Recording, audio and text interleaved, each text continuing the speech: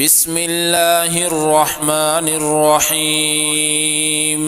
الرحمن علم القرآن، خلق الإنسان علمه البيان. الشمس والقمر بحسبان، والنجم والشجر يسجدان. والسماء رفعها ووضع الميزان، ألا تطغوا في الميزان، وأقيموا الوزن بالقسط ولا تخسروا الميزان. والأرض وضعها للأنام، فيها فاكهة والنخل ذات الأكمام، والحب ذو العصف والريحان. فبأي آلاء ربكما تكذبان؟ خلق الإنسان من صلصال كالفخار، وخلق الجان من مارج من نار. فبأي آلاء ربكما تكذبان؟ رب المشرقين ورب المغربين، فبأي آلاء ربكما تكذبان؟ مرج البحرين يلتقيان، بينهما برزخ لا يبغيان. فبأي آلاء ربكما تكذبان؟ يخرج منهما اللؤلؤ والمرجان. فبأي آلاء ربكما تكذبان؟ وله الجوار المنشآت في البحر كالأعلام. فبأي آلاء ربكما تكذبان؟ كل من عليها فان، ويبقى وجه ربك ذو الجلال والإكرام. فبأي آلاء ربكما تكذبان؟ يسأله من في السماوات والأرض، كل يوم هو في شأن. فبأي آلاء ربكما تكذبان؟ سنفرغ لكم أيها الثقلان.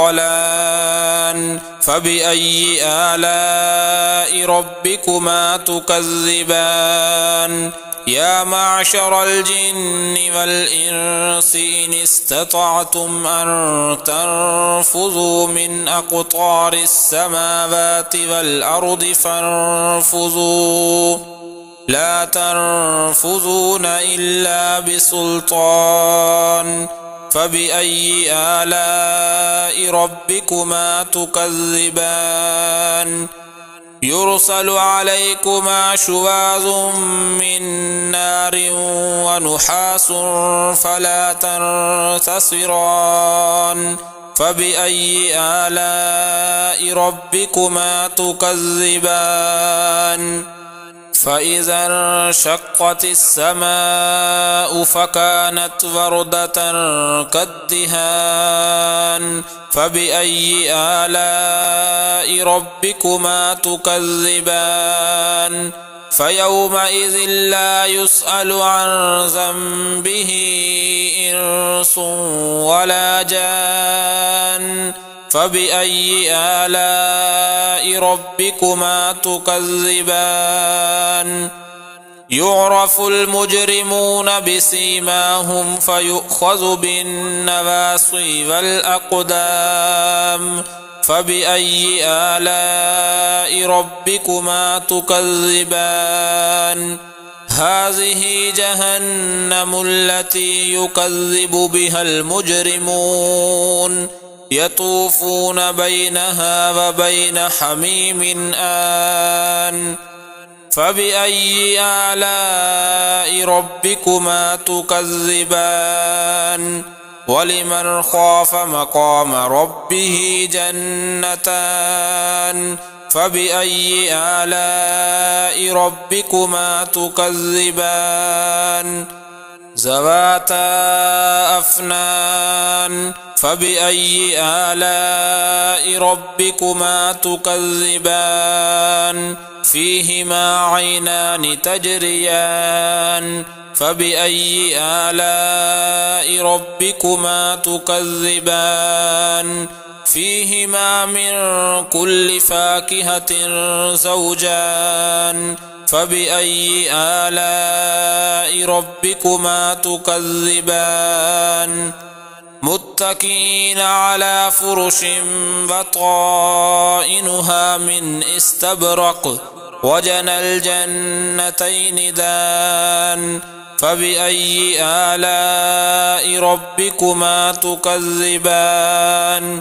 فيهن قاصرات الطرف لم يطمثهن إنس قبلهم ولا جان فبأي آلاء ربكما تكذبان كأنهن الياقوت والمرجان فبأي آلاء ربكما تكذبان هل جزاء الإحسان إلا الإحسان فبأي آلاء ربكما تكذبان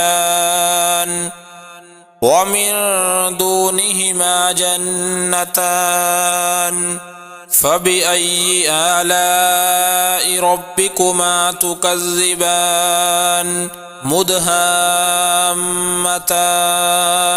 فبأي آلاء ربكما تكذبان فيهما عينان نضاختان فبأي آلاء ربكما تكذبان فيهما فاكهة ونخل ورمان فبأي آلاء ربكما تكذبان فيهن خيرات حسان فبأي آلاء ربكما تكذبان حور مقصورات في الخيام فبأي آلاء ربكما تكذبان لم يطمثهن إنس قبلهم ولا جان فبأي آلاء ربكما تكذبان متكئين على رفرف خضر وعبقري حسان فبأي آلاء ربكما تكذبان تبارك اسم ربك ذي الجلال والإكرام